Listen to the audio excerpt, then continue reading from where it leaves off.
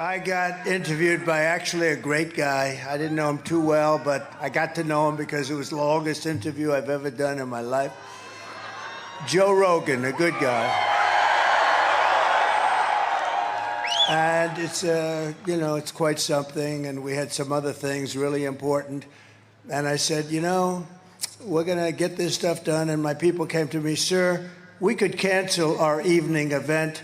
I'm sure the people wouldn't mind. I said, are you crazy? I'm not canceling. There's no way.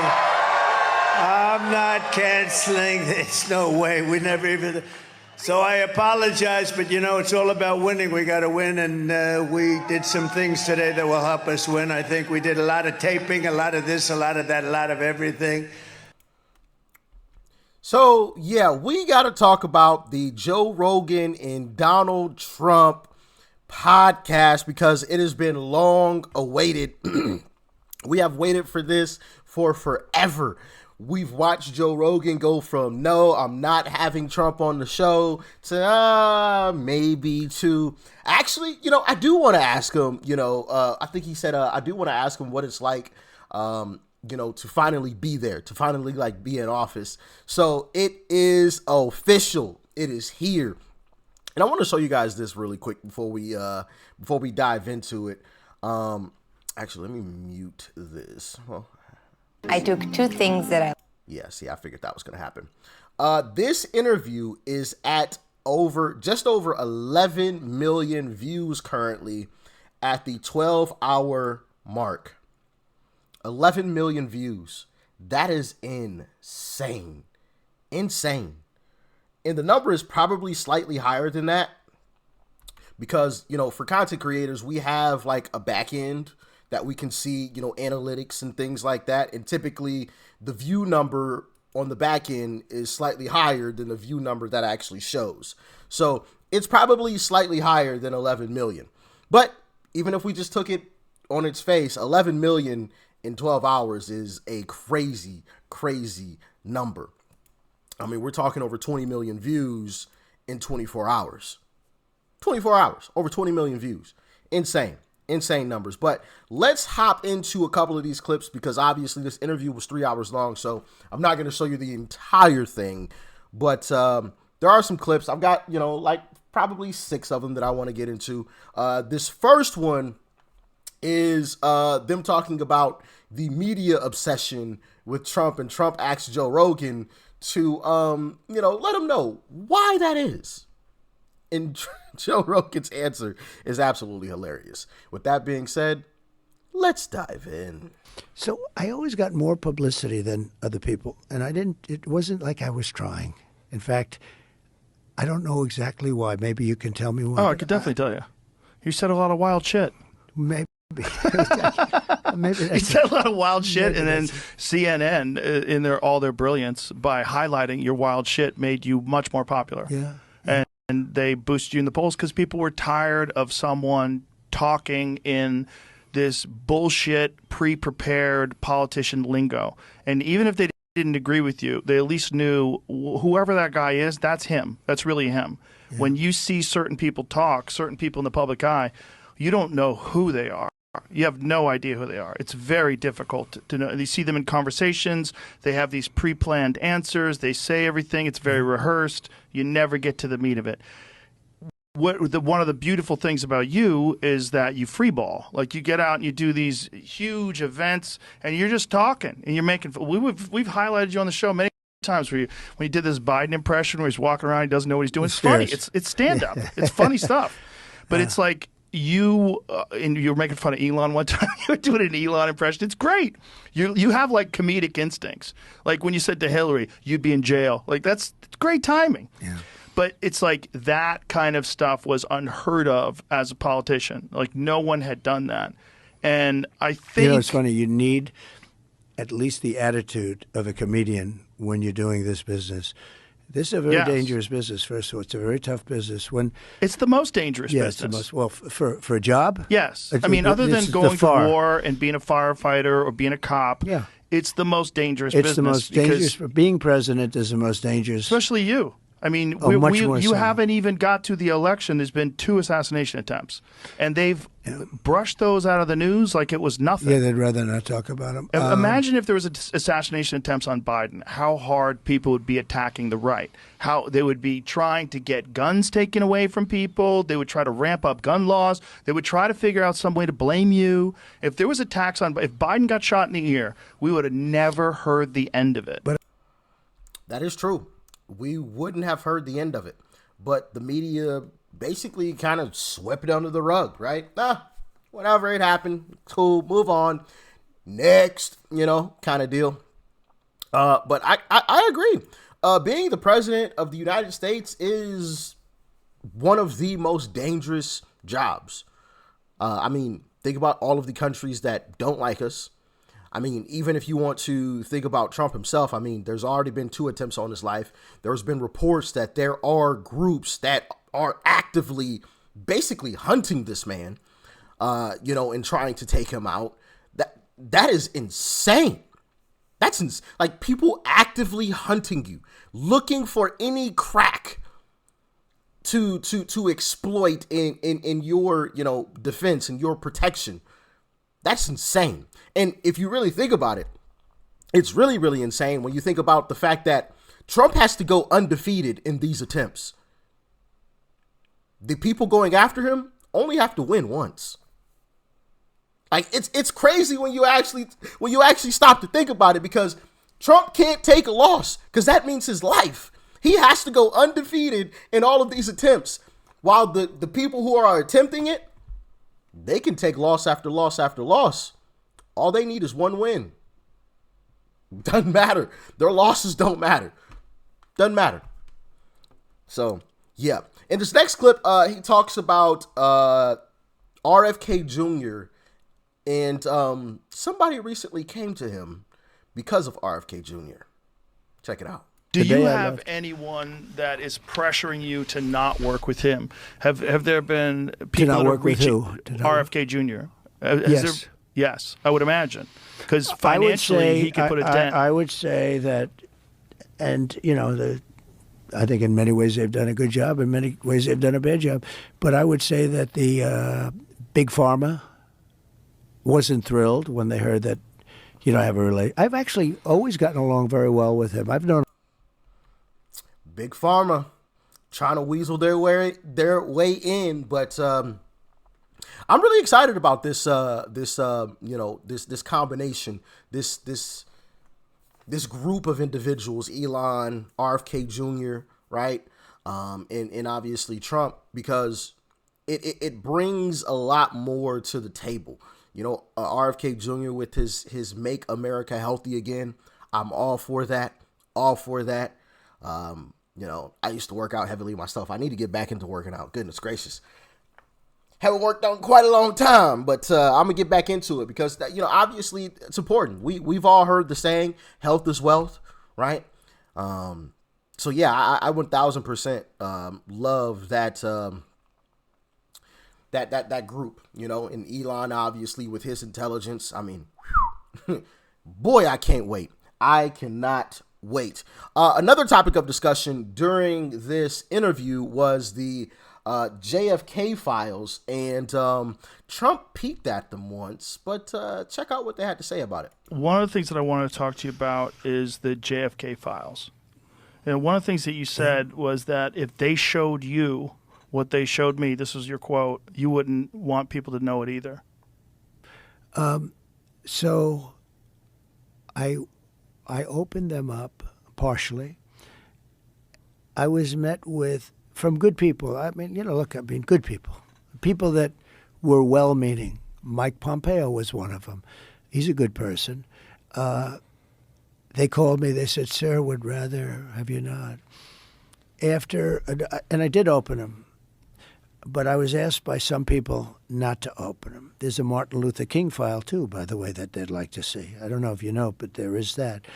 But JFK in particular. So they called me. A lot of good people called me. People that that you would find reasonable people, and they asked me not to do it. So I said, "Well, we'll close it for another time."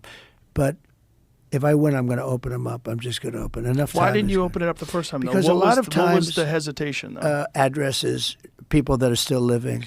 There are people that are affected, and there could be some national security reason that that I don't have to necessarily know about.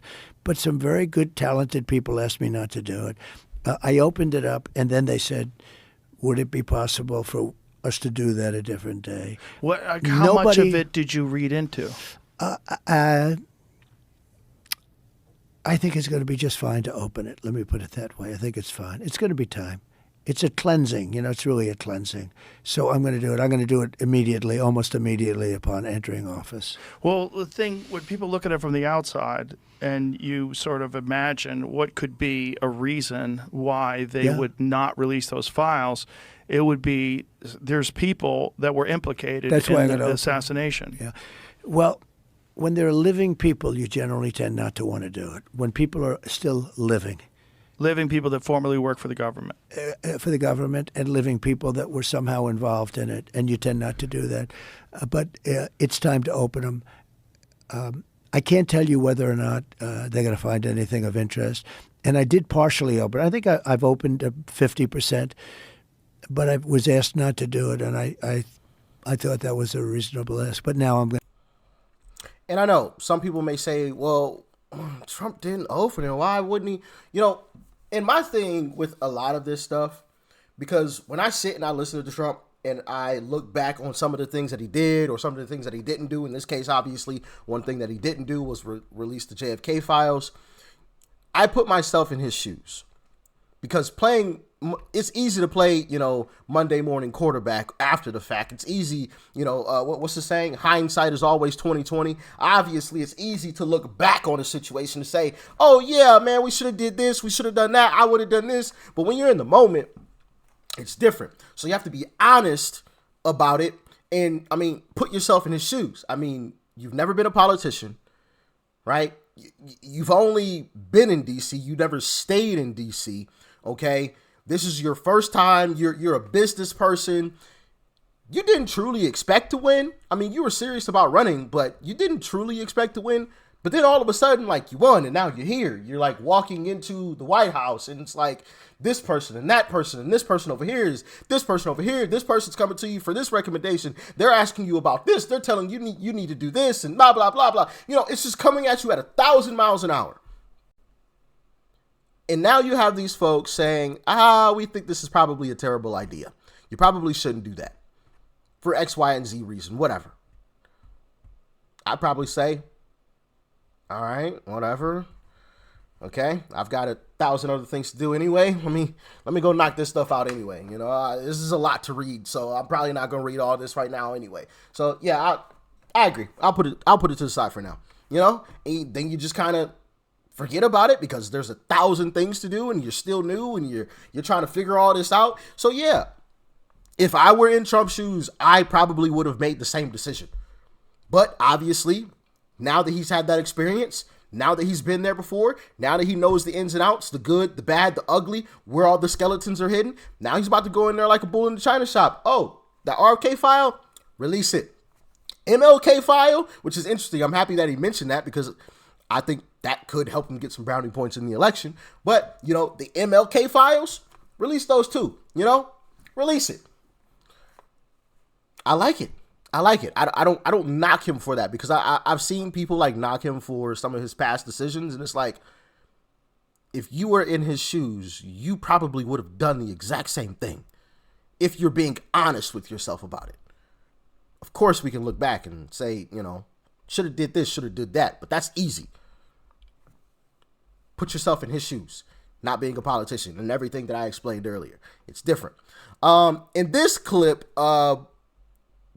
Joe Rogan talks about how the media, particularly The View, has completely flipped. They all used to love him until he ran for president and won, and now they all hate him. Check it out. 2015 or 2006, when you were running for president. Right. And you got introduced as our friend Donald Trump. That's right. Whoopi Goldberg gives you a big hug and a kiss. Joy Behar gives you a big hug. Barbara Walters gives you a big hug. They all loved you. They were all talking about how you might be conservative in your financial positions, but you're very liberal socially. They were talking about you in such a favorable light. The audience was cheering. And then you actually started winning in the polls, and then the machine started working towards you. Yeah. But there's probably no one in history that I've ever seen that's been attacked the way you've been attacked, and the way they've done it, so coordinated and systematically. And when you see those same people in the past, very favorable to you, like Oprah, when you were on Oprah's show, very. She was encouraging you to Last be president. week. But does he really want to add president of the United States to his resume? A lot of people would like him to. Please, let's find out, and please welcome my friend, Donald Trump. My friend. My friend, watch this. Just watch this. This is nuts. We're in an alternative universe, okay? Because this is not that long ago. Go standing O. Bro, watch this. Just watch how this goes. Watch this. So she's a Republican. That's easy. Yep. But everybody else. Joy hugs. can't wait to get a hug in. Yeah, everyone's hugging. Look at this.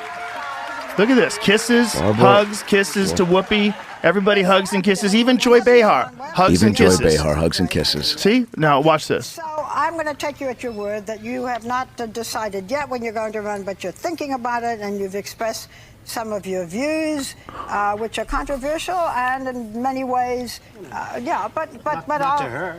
Well, not to her. Okay, you're a Republican, so, but let's say that you do decide in the spring, right? And your ideas resonate so much. On the other hand, we saw Newt Gingrich apologizing for his marriages and divorces. You've had 3 marriages, 2 sort of uncomfortable divorces. Do you think not really. They were very comfortable. Well, we won't review all that. Do you think Getting laughs right away. Notice the difference? Notice the difference. Like, even when they're asking him about something bad, like, the tone is completely different.